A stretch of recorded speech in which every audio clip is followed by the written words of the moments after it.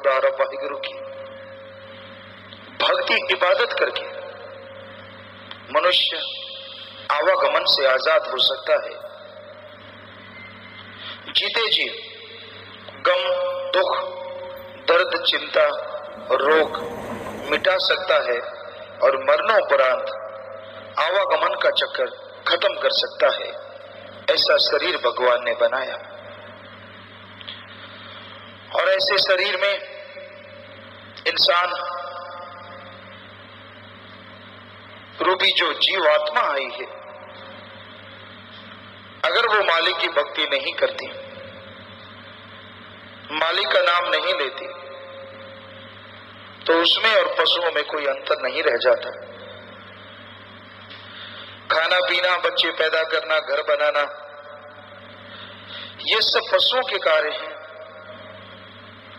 और इंसान भी यही कार्य करता है।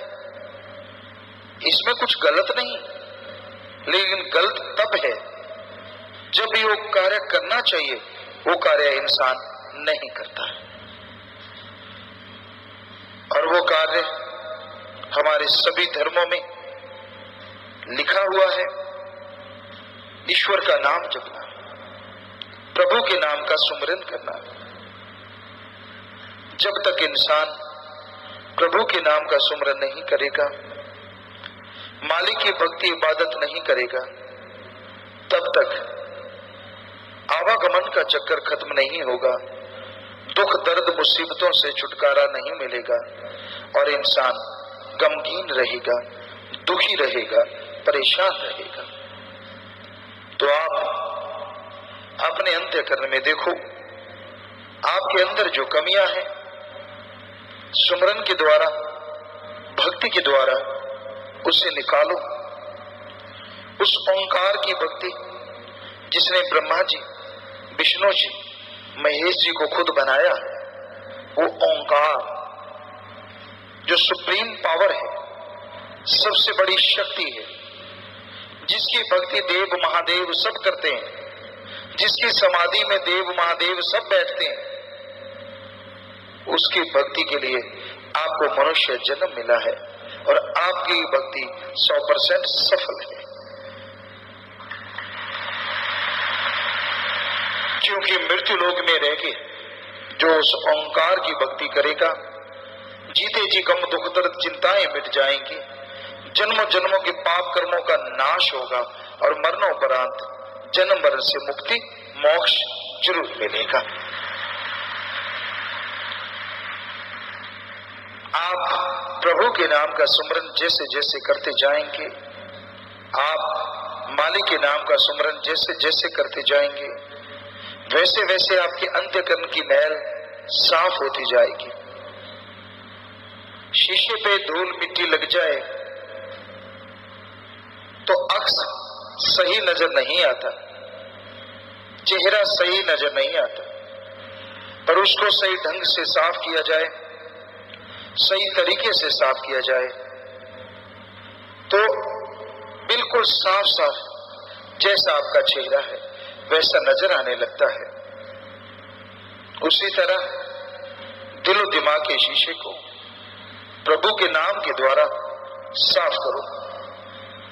प्रभु के नाम से अगर आप साफ करेंगे, मालिक की भक्ति से अगर साफ करेंगे, तो मालिक का अक्स साफ साफ उभरेगा और उसके नूरानी स्वरूप के दर्शन आप कर पाएंगे। उसके नूरानी स्वरूप के दर्शनों में क्या मिलता है? आपके अंदर बेहिसाब आत्मिक शक्ति मिलेगी, आत्मिक शांति मिलेगी। कोई आपको गालियां भी देगा, उसका असर नहीं होगा, और जो गालियां देता है उसी पे उसका असर होगा और वो ही दुखी होगा। आपको लेश मात्र भी कोई चिंता, कोई दुख, कोई तकलीफ नहीं आएगी।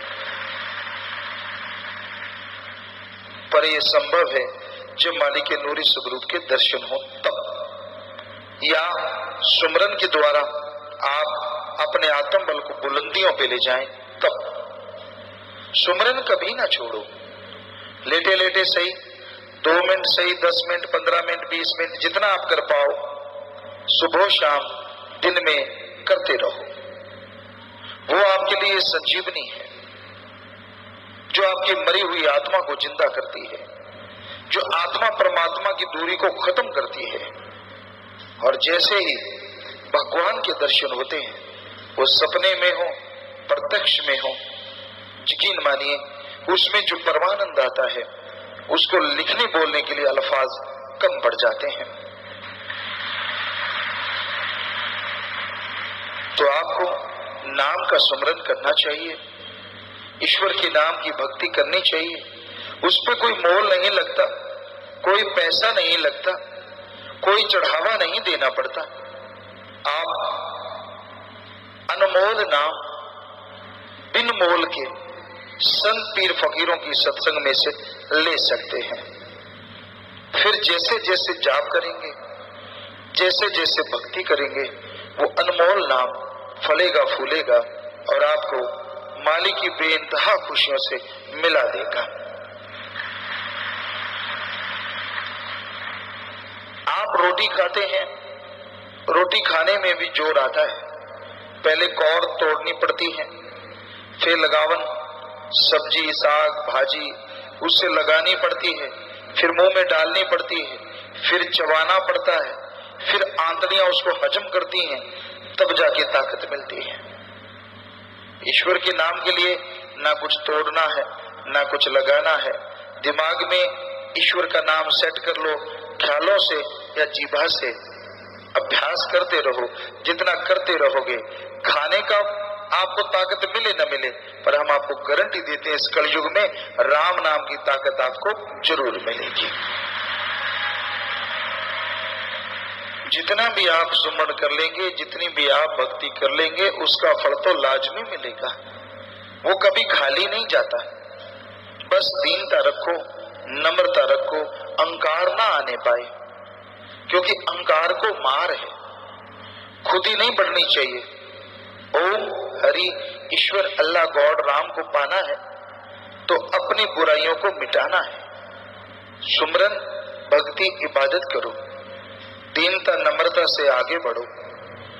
दीनता से, नम्रता से आगे बढ़ते जाओगे, सुमरन करते जाओगे तो सुमरन में ध्यान लगने लगेगा। फिर ऐसा आनंद आता है कि आदमी को सुमरण करना नहीं पड़ता, बोलना नहीं पड़ता, अपने आप ही ऑटोमेटिकली वो सुमरण चलना शुरू हो जाता है और मालिक के नजारे जागते सोते मिलते रहते हैं। तो मनुष्य जन्म जो मिला है, इसको सार्थक कीजिए, इसको व्यर्थ में बर्बाद मत कीजिए। भले कर्म करो, पर हित परमार्थ तन से, मन से, धन से जितना भी कर सको वो करो। और सुमरन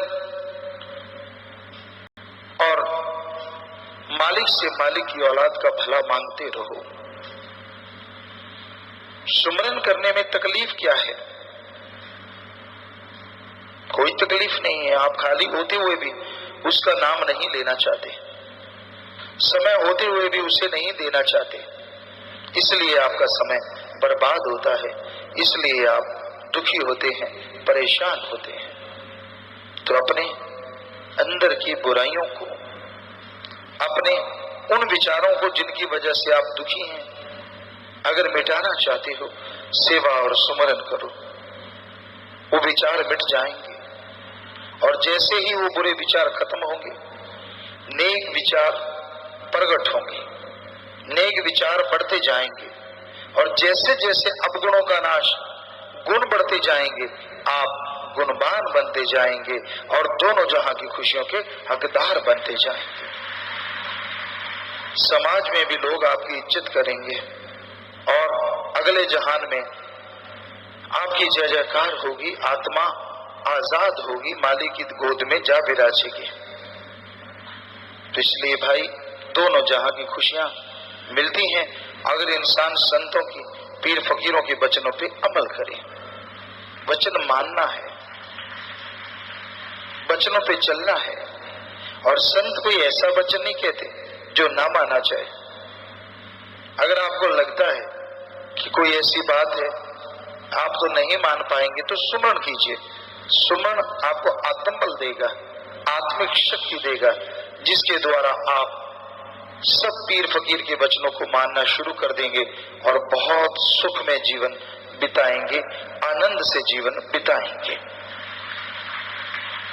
आदमी को कभी दुख आता है,